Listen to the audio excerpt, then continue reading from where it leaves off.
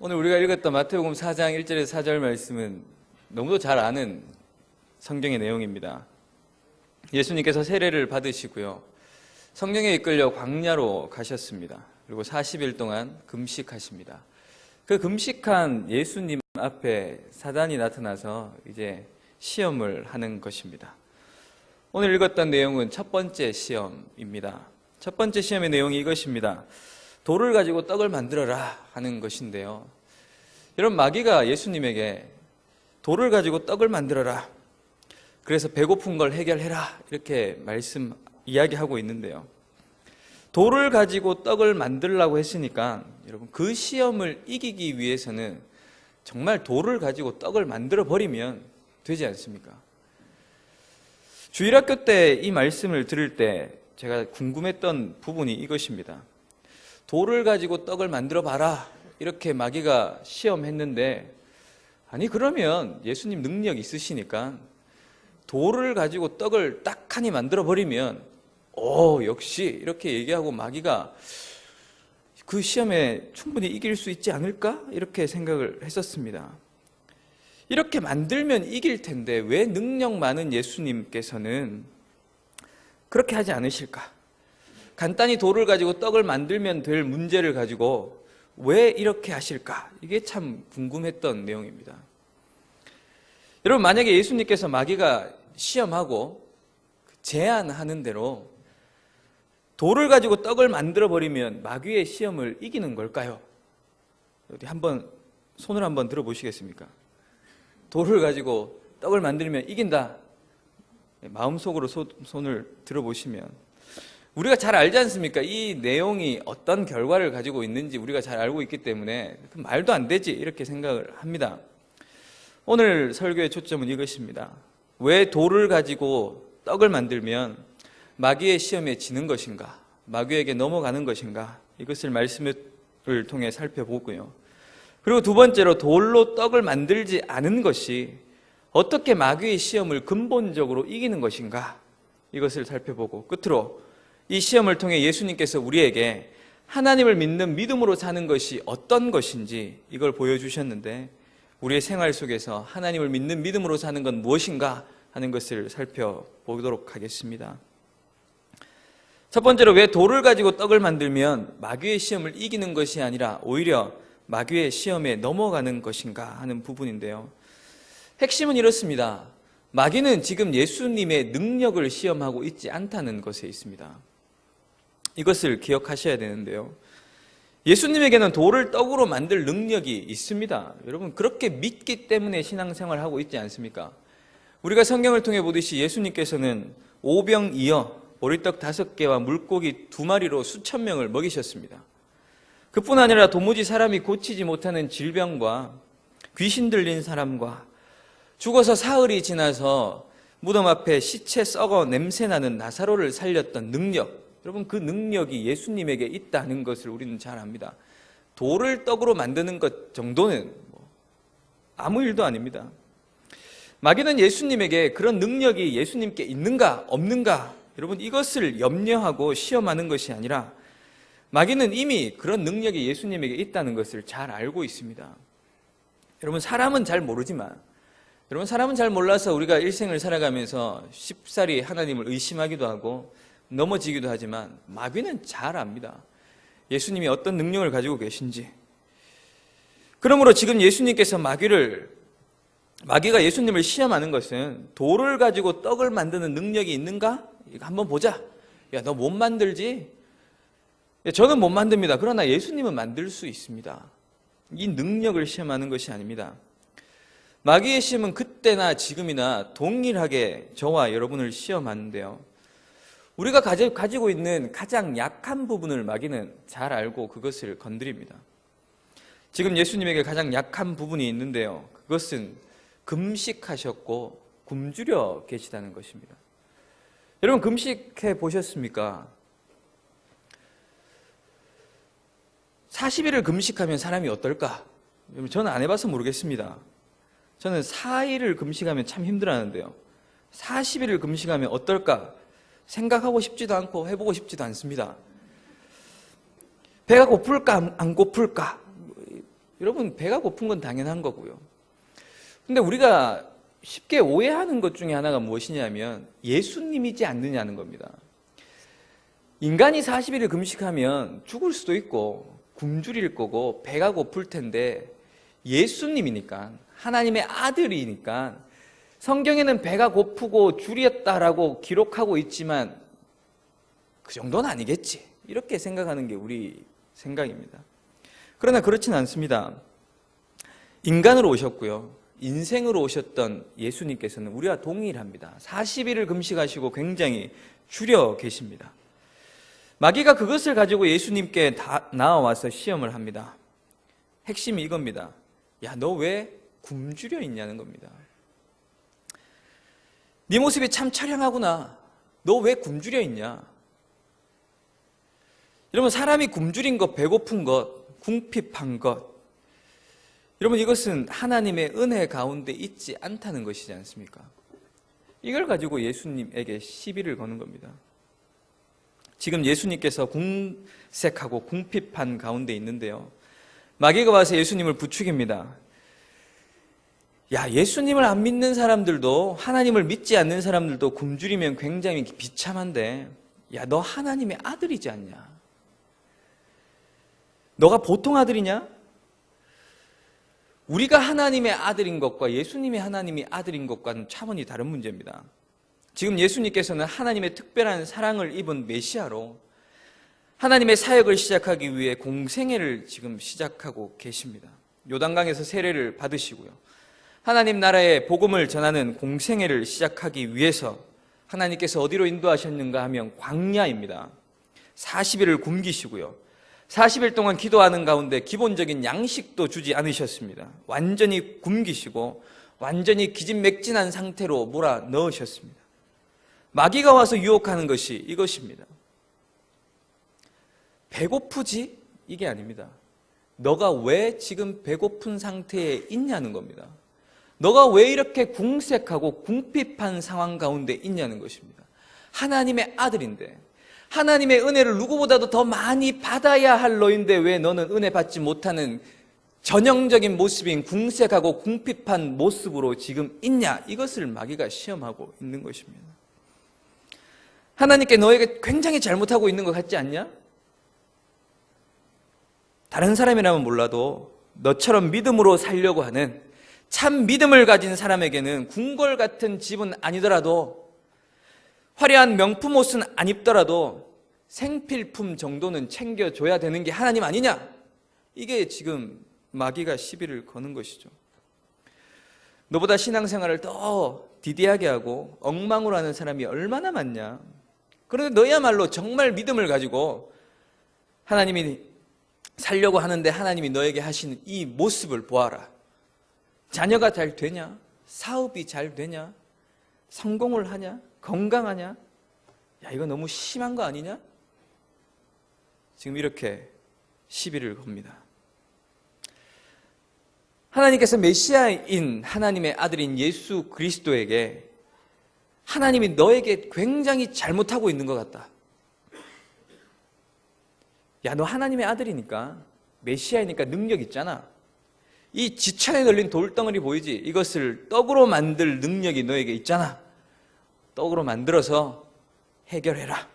네가 가진 능력으로 해결해라. 이게 마귀가 유혹하는 것이죠. 마귀는 지금 무엇을 시험하고 있는 것입니까? 돌을 떡으로 만들 능력이 있느냐 없느냐, 여러분, 이것을 시험하는 것이 아니라 돌을 떡으로 만들 수 있는 능력을 발휘하느냐 발휘하지 않느냐입니다. 능력은 예수님께 있습니다. 마음만 먹으면 그 능력은 언제든지 무엇이든지 발휘할 수 있습니다. 그런데 예수님께서 마귀의 그 유혹을 듣고 그 능력을 발휘하는 순간 예수님은 마귀가 하는 말에 그대로 동의하는 것이 되고 맙니다. 마치 이렇게 동의하는 것과 같습니다. 마귀야, 내가 40일 동안 굶고 난 이후에 정신이 없어 몰랐는데 네 말을 듣고 보니 정말 그런 것 같다. 다른 사람이면 몰라도 하나님께서 어떻게 나에게 이룰 수 있냐? 내가 지금 하나님의 일을 대신해서 이제 공생애를 시작하려고 하는 나에게 감히 굶주리게 하다니, 기진맥진하게 하다니, 필요한 그 어떤 것도 공급해 주지 않다니 정말 하나님이 잘못한 것 같다. 나에게는 내 삶 가운데서는 이런 일을 일어나게 하시면 안 되는 분인데 너가 말한 대로 지금 하나님께서 나를 잘못 인도하시고 지금 하나님께서는 나에게 잘못된 일을 행하고 있는 것이 맞는 것 같아. 네 말대로 내가 돌을 가지고 떡을 만들어서 하나님이 궁핍하게 만들어 놓은 이 상황을 내가 해결해야겠다. 이렇게 동의하는 것입니다. 그렇게 돌로 떡을 만드는 순간 예수님은 마귀가 서 있는 그 자리에 똑같이 서게 됩니다. 마귀는 지금 예수님에게 어떤 자리에 서 있으라 하는 것입니까? 너에게 이런 어려움과 이런 고통과 굶주림을 준 하나님은 좋으신 하나님이 아니다. 먼저 하나님의 나라와 의를 구하며 살아라. 그러면 이 모든 것을 너에게 더해 줄 것이다. 무엇을 먹을까? 무엇을 마실까? 어떤 집에 살까? 이 모든 것을 아시고 주신다고 했던 하나님이 지금 안 주고 있지 않느냐? 하나님이 그렇게 신실하신 분이 아니라 오히려 너를 어렵게 하고 어려움에 처하게 하시는 하나님이야. 기적을 행하는 순간 그 마귀의 자리에 함께 서게 되는 것이죠. 여러분, 이 마귀가 첫사람 아담과 하와를 그렇게 시험하였습니다. 하와야, 선악을 알게 하는 나무의 열매를 봐라. 저렇게 좋은 선악과를 만들어 놓고 야, 너 보고 먹지 말라고 하다니 너무한 거 아니냐?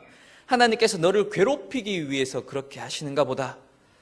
하나님이 정말로 좋은 하나님이면, 정말로 선한 하나님이면, 인자와 자비가 무한하신 하나님이면 어떻게 저렇게 좋은 열매를 못 따먹게 할 수 있냐?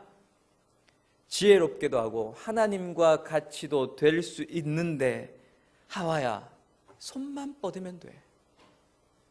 손을 뻗어 따먹으면 돼. 여러분, 이게 마귀가 유혹한 유혹입니다. 너가 하나님의 아들이잖아.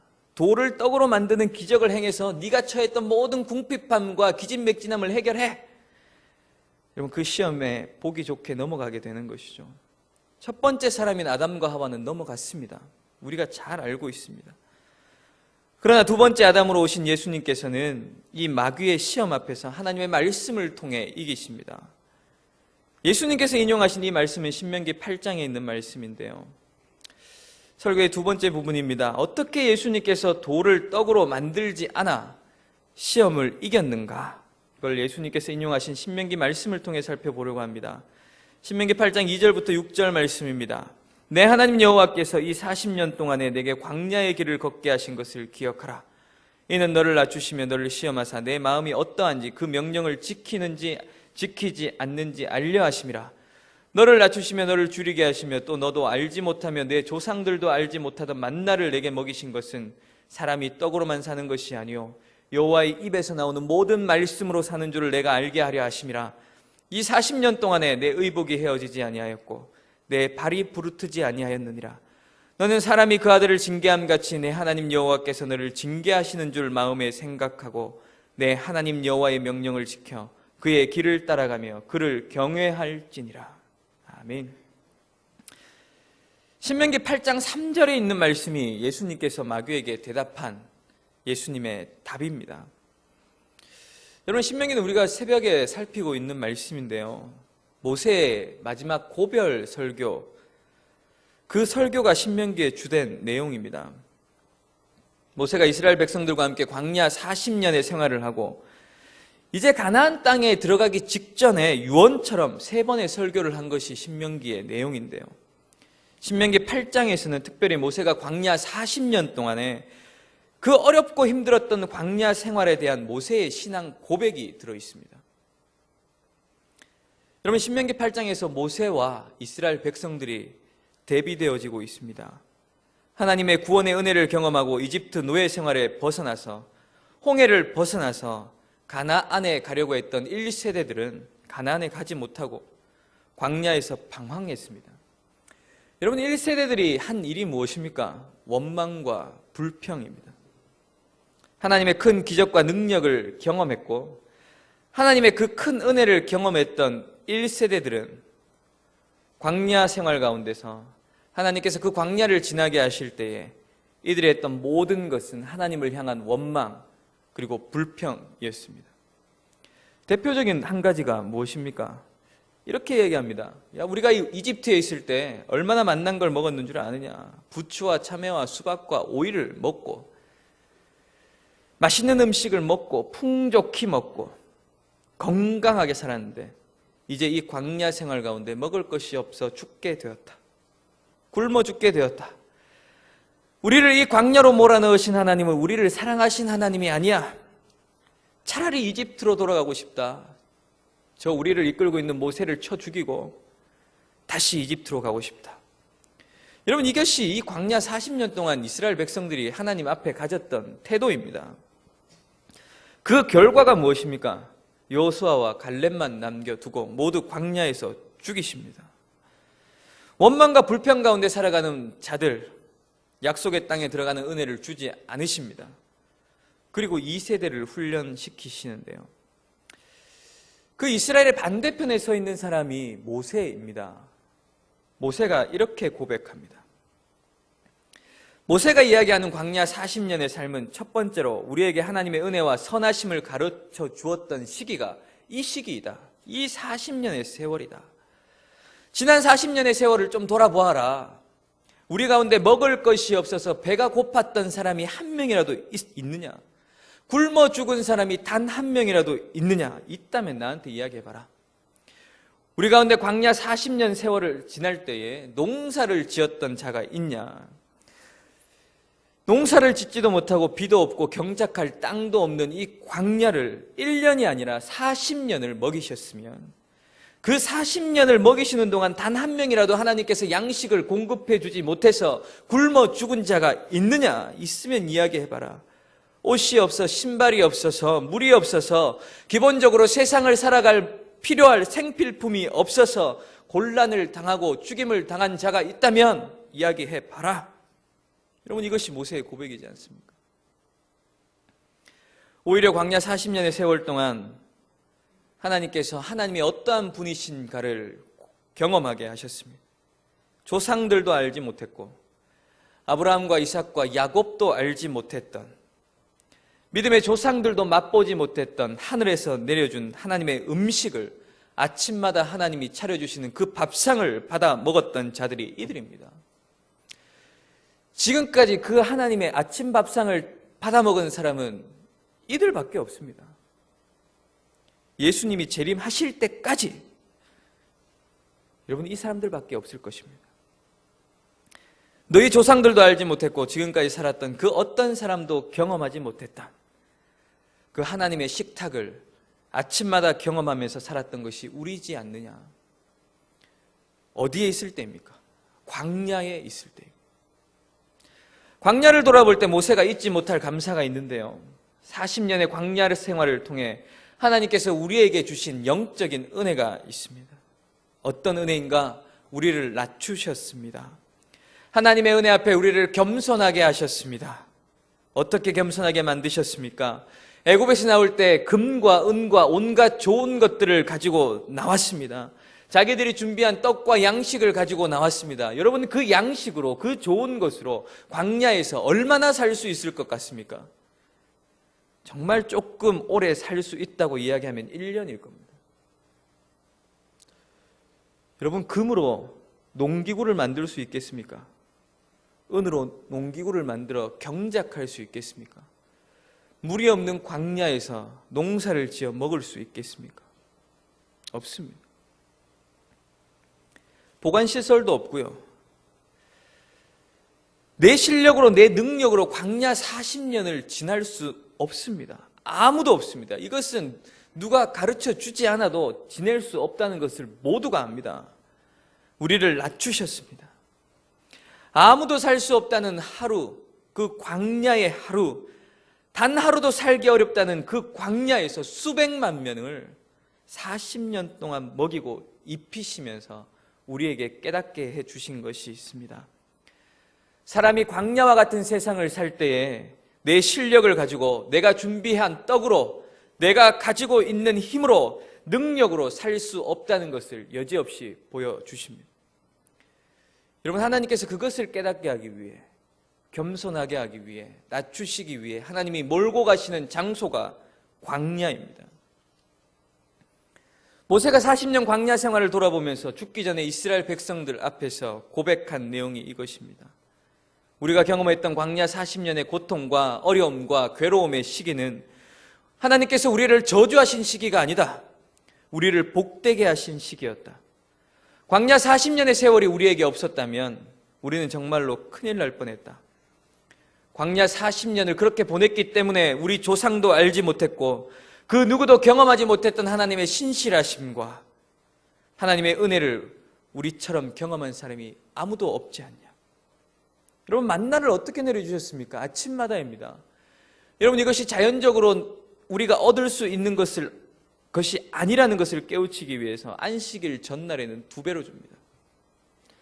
하루면 썩어질 그 만나가 안식일에는 썩지 않습니다. 그리고 안식일에는 만나가 전혀 나오지 않습니다. 여러분, 이것을 40년간 한결같이 하셨습니다. 40년을 돌아보면서 모세가 하는 고백이 사람이 떡으로 사는 것이 아니다. 내 힘으로 사는 것이 아니다. 하나님의 은혜로 사는 것이다. 하나님의 놀라운 섭리와 은혜 가운데 사는 것이다. 이것을 어디에서 알았습니까? 여러분, 모세가 어디를 지나면서 이렇게 고백할 수 있는 것입니까? 광야입니다. 광야.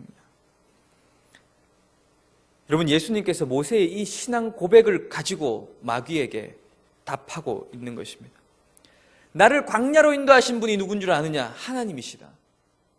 지금 나를 줄이게 하시고 궁핍하게 하시고 기진맥진하게 하신 분이 누군 줄 아느냐? 하나님이시다. 나를 이렇게 보잘것없는 자리에 두신 분이 하나님이시다.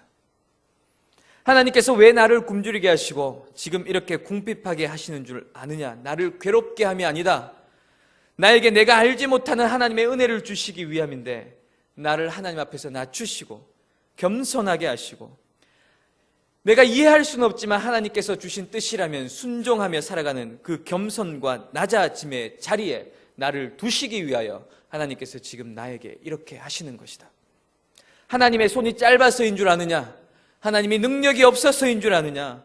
그래서 굶주리는 줄 아느냐? 아니다. 사단아, 내가 굶주리는 것이 하나님의 뜻이라면 여러분, 하나님의 뜻입니까? 뜻이지 않습니까?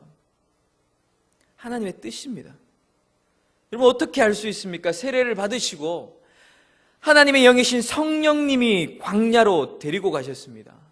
양식을 주지 않으신 분이 하나님이십니다. 예수님께서 이것을 확실히 알고 있는 것입니다.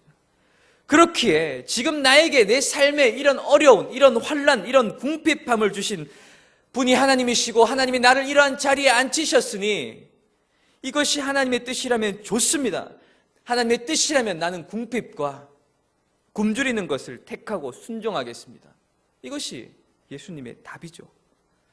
나에게 돌을 떡으로 만들 능력이 있지만 내가 그 능력을 사용하지 않을 것입니다. 왜냐하면 하나님이 지금 나에게 허락하신 것은 궁핍과 굶주림이기 때문입니다.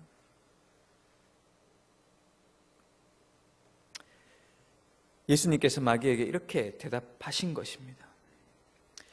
그러므로 예수님께서는 돌을 가지고 떡을 만들지 않음으로 말미암아 마귀의 시험을 확실하게 이기십니다. 여러분, 이 첫 번째 시험을 통과하였기 때문에 마지막 시험인 내가 십자가에서 죽어야겠다라고 말씀하실 때에 그것이 아버지의 뜻이라면, 그것이 하나님의 뜻이라면 그 뜻대로 이루어지는 것이 저도 좋습니다. 그렇게 예수님께서 시험을 이기시는 것입니다. 내용은 참 간단합니다. 돌로 떡을 만들면 마귀의 시험을 이기지 못하고 지는 것이고 첫사람 아담처럼 완전히 넘어가는 것입니다. 돌을 떡으로 만들 수 있는 능력이 있음에도 오히려 그 능력을 포기하고 굶주림 가운데 순종하는 것이 마귀의 진짜 시험을 이기는 것입니다. 그래서 예수님께서는 사람이 떡으로만 사는 것이 아니라 하나님께 순종하며 하나님의 은혜를 믿고 의지하며 사는 것이다. 이렇게 답을 하시는 것이죠. 마지막으로 우리가 살펴볼 것이 있는데요. 그러면 예수님께서 이 시험을 이기심으로 우리에게 가르쳐 주신 믿음으로 산다는 것, 믿음으로 말미암아 산다는 것은 도대체 무엇인가? 인데요. 하나님의 선하심과 하나님의 은혜를 흔들리지 않고 믿고 가는 것이 믿음입니다. 여러분, 우리가 하나님을 만나고요, 구원의 은혜를 경험하고 난 이후에 하나님이 우리를 데리고 가시는 곳이 광야와 같은 이 세상입니다. 예수님께서 세례를 받으시고 성령에 이끌려 광야로 가신 것과 같이 하나님의 자녀된 우리를 하나님이 이끌고 가시는 곳이 광야와 같은 이 세상이란 말입니다. 여러분, 예수 찬당이라는 유명한 전도의 슬로건이 있는데요, 여러분, 이것의 원뜻은 이렇습니다.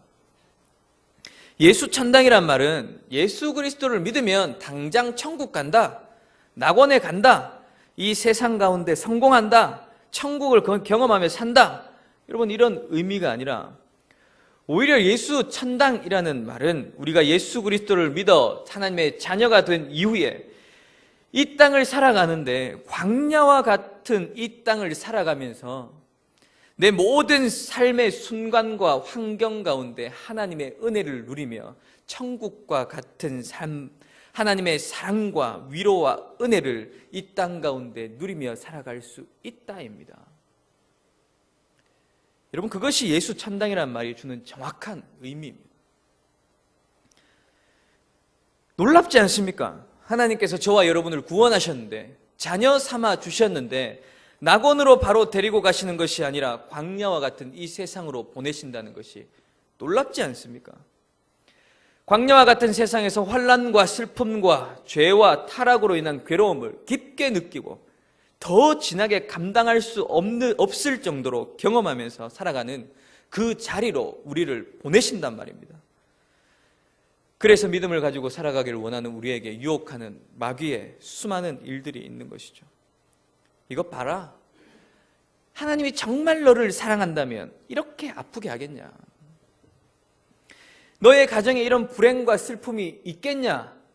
다른 사람도 아니고 너처럼 믿음으로 살려고 하는 사람의 몸과 가정과 직장과 인생에 이런 어려움이 있다는 것이 말이 되냐? 하나님이 잘못하고 계신 거야. 너는 이것을 해결할 힘이 있잖아. 믿음이 없다면, 교회 다니지 않았다면, 예수 그리스도를 몰랐다면 너가 해결할 수 있는 방법이 있고 능력이 있고 힘이 있잖아. 당장 네가 해결해. 손만 뻗으면 되잖아. 그 시험으로 우리를 끊임없이 유혹하고 있죠. 그러나 모세 그리고 예수님께서는, 그리고 이 땅에서 믿음으로 살아가는 저와 여러분의 모든 삶에 있는 고통과 환난과 어려움은 여러분, 우리를 괴롭게 하기 위해 주신 것이 아닙니다. 우리를 복되게 하기 위해서 하나님께서 사용하는 것임을 우리에게 가르쳐 주십니다. 여러분, 물론 내가 자초한 불행이 있습니다. 하나님께서 섭리 가운데 던져주시는 어려움도 있습니다. 그러나 하나님의 은혜의 손에 들어가 있을 때에 하나님께서 알지 못하는 섭리 가운데 내 삶에, 내 인생에 주신 어려움이든지, 아니면 내가 왕창 잘못해서 내가 자초하여 당하는 어려움이든지, 하나님의 은혜의 손에 들어가 있을 때에는 하나님은 그 모든 것을 다 잡으셔서 하나님을 사랑하는 자, 곧 그 뜻대로 부르신 우리들에게 일어나는 모든 일을 선이 되도록 만드신다는 것입니다. 그분이 하나님이신 것을 믿고 고백하는 것, 여러분, 그것이 믿음입니다. 나에게 일어났던 모든 어려움과 궁핍함이 우리를 파괴하는 것이 아니라 우리를 더 하나님의 자녀답게 만드는 방편임을 기억하시기 바랍니다. 하나님께서 우리에게 주시는 큰 은혜는 세상에서 성공하는 것, 여러분, 이것이 아닙니다. 세상에서 성공하는 것도 물론 하나님의 은혜입니다. 이것을 하나님의 은혜이지 않다라고 말할 수는 없습니다. 그러나 가장 큰 은혜는 하나님을 우리에게 주시는 것입니다. 하나님을 우리에게 주셨어요. 하나님의 형상으로 지음받은 우리가 죄와 타락과 마귀의 시험으로 말미암아 다 잃어버렸던 하나님의 형상을 회복하는 것, 하나님의 형상 지음받은 대로 회복되어지는 것, 하나님을 닮은 사람으로 바꾸어 주시는 것, 여러분, 이것이 가장 큰 은혜임을 기억하시기 바랍니다. 우리는 언제나 세상 가운데 정직과 성실로 살아가면 낙심합니다. 내가 정직으로 살았는데, 성실하게 살았는데 그 정직과 성실을 통하여 받는 보상이 없기 때문에 하나님이 왜 이러신가 낙심합니다. 그러나 기억해야 할 것은, 하나님이 주시는 가장 큰 은혜는 우리가 잃어버렸던 하나님의 형상인 정직과 성실을 우리 안에 회복시키셔서 이 광야와 같은 세상 가운데, 흑암 가운데, 죽을 수밖에 없는 세상 가운데 하나님의 형상을 회복한 자로 살아가게 하시는 것, 여러분, 그것이 하나님의 큰 은혜라는 것을 기억하십시오. 그것을 믿는 믿음 안에서, 하나님을 믿는 믿음의 자리에서 도망하지 않는 것, 하나님께서 순종하라고, 굶으라고, 궁핍하라고 두셨을 때 이것도 주님의 뜻인 줄 알고 그 자리에 있는 것, 내가 손을 뻗어서 선악과를 따먹는 것이 아니라, 내가 능력을 발휘해서 돌을 떡으로 만드는 것이 아니라 하나님이 가라 하는 그 길을 묵묵히 가는 것, 여러분, 그것이 믿음의 본질이다라고 가르쳐 주시는 것입니다. 시를 한 편 읽을 건데요, 여러분, 이 시는 배경이 있습니다. 제가 지난 교회를 섬길 때에 1년에 한 번씩 소록도를 방문했었습니다. 나 환자촌이 있는 곳인데요, 저희가 간 그때 때마침 주일날 주일학교에서 사생대회를 했었습니다. 그리고 그 5학년이 지은 시를 목사님이 우리에게 읽어주셨는데요, 여러분, 이 아이는 태어날 때부터 자기가 원하지 않았지만 부모님이 나병 환자였습니다. 할아버지 할머니도 나병 환자였고요, 이웃을 보고 주위를 둘러봐도 나병을 앓았거나 위험을 가지고 있는 사람들입니다. 여러분, 그 아이가 지은 시입니다. 여러분, 이 배경을 생각하시면서 같이 읽으면 좋겠습니다. 좋으신 하나님, 시련이 오고 두려움이 사로잡는다 할지라도, 이해할 수 없는 시험이 닥쳐온다 해도 분명히 믿는 바 있어 무너지지 않으니 내 하나님은 의롭고 좋으신 분입니다. 시대가 어두워지고 우리 삶이 고통스럽고 근심이 홍수처럼 몰려온다 할지라도 그분이 나를 분명히 붙잡아 주시니 내 하나님은 의롭고 좋으신 분입니다. 건강이 약해지고 몸과 마음이 쇠하여 가장 어두운 지경에 몰릴 때에도 하나님께서는 소홀하심이 없나니 내 하나님은 의롭고 좋으신 분입니다. 고통의 밤 내내 마음에 의심이 가득 차며 죽음의 그림자가 종종 방문하여 조용히 드리울 때도 그가 곁에 계시기 때문에 마음이 안정되나니 내 신실하신 하나님은 좋으신 분입니다. 뜨거운 기도에 응답이 없을 때나 하나님의 섭리가 의심스러워 보일 때 우리의 모든 계획을 그분이 아니라고 말씀하실 때도 옳습니다. 그것도 나를 위함이니 내 하나님은 변함없이 좋으신 분입니다. 여러분, 제가 이 시를 처음 들었을 때 목사님에게 이렇게 물었습니다. 정말 초등학생이 지은 시가 맞습니까? 입니다. 초등학생이 썼습니다. 5학년입니다. 여러분, 우리가 읽은 이 시, 이 학생에게 있는 하나님을 향한 믿음은 여러분, 일제 신사참배를 하다가 순교했던 그 한국교회의 믿음의 선배들이 가졌던 믿음입니다. 여러분, 어떻게 이 초등학생이 이런 믿음의 자리에 앉을 수 있는가? 이유는 한 가지입니다. 이런 믿음의 자리로 갈 수밖에 없는 상황으로 몰린 것이죠. 그 아이를 하나님께서 광야로 몰아가셨습니다. 이 시를 쓴 초등학생은 신앙을 고백하고 있는 것이지 체념하며 넋두리하고 있는 것이 아니죠. 내 하나님은 의로우신 분입니다. 나에게 이런 모든 일을 허락하신 하나님은 저는 좋으신 하나님이라는 것을 믿습니다. 여러분, 이렇게 이 초등학생이 고백한다고 그 가정과 그 주위의 환경, 마을에 있는 불행이 바뀌진 않습니다. 언제나 그 상황 가운데 있습니다. 그러나 그 상황 속에서 우리를 이렇게 척박한 땅으로 몰아내다니, 하나님 정말 우리를 구원한 분이 맞는가? 우리가 이집트로 돌아가자 원망과 그렇게 불평하는 것이 아니라 하나님은 의로우신 분이고 좋으신 분입니다. 그 믿음의 자리에 가 있는 것이죠. 여러분, 이 학생이 뭐라고 고백합니까? 건강이 약해지고 몸과 마음이 쇠하여졌습니다. 내가 상상할 수 없는 가장 어두운 지경에 몰렸습니다. 그런데도 나는 믿습니다. 하나님은 소홀하심이 없는 분이시라는 것을 믿습니다. 고통의 밤 내내 마음의 의심이 가득 찹니다. 죽음의 그림자가 종종 방문하여 내 곁에 거부할 수 없는 힘으로 드리워져 있습니다. 그런데 그 죽음의 그림자와 함께 방문하는 분이 계신데요. 그분이 주의 지팡이와 막대기로 사망의 음침한 골짜기로 가고 있을 때에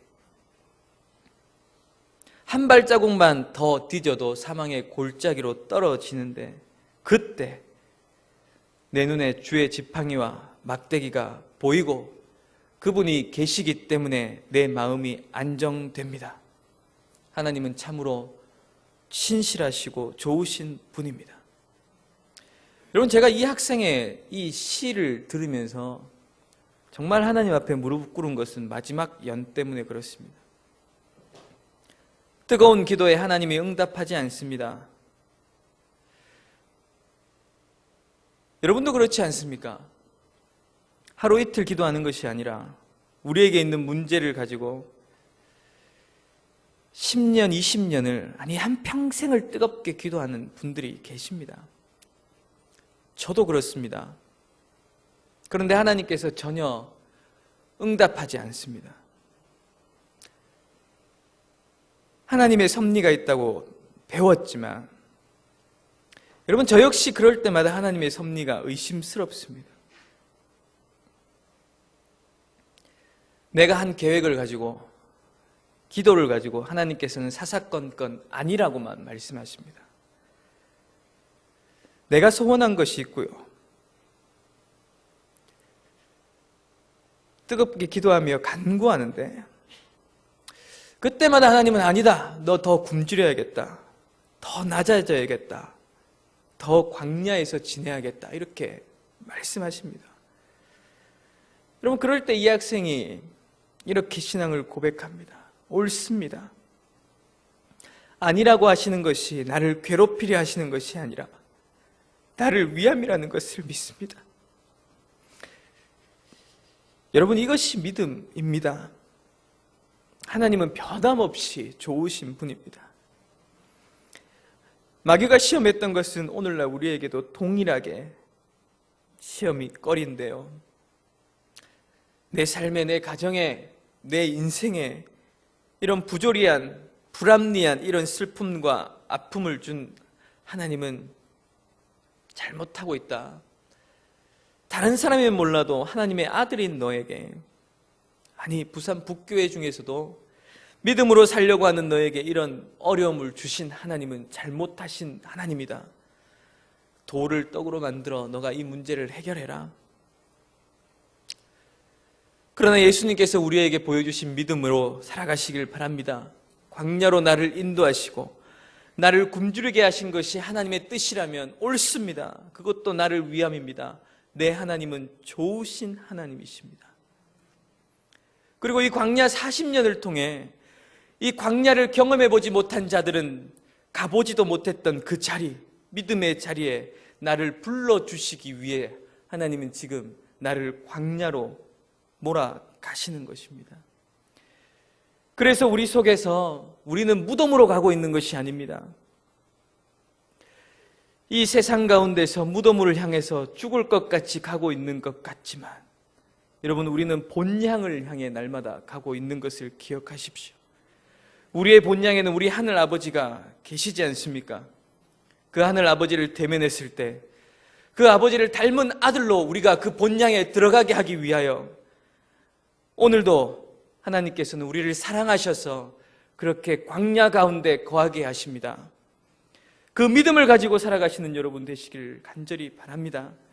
그 믿음을 가지고 하나님 앞에 예배하며 살다가 하나님이 부르실 때에 하나님의 아들다운 형상으로 회복되어 하나님 앞에 설 수 있는 그 은혜를 누리는 저와 여러분 되시길 간절히 축원합니다.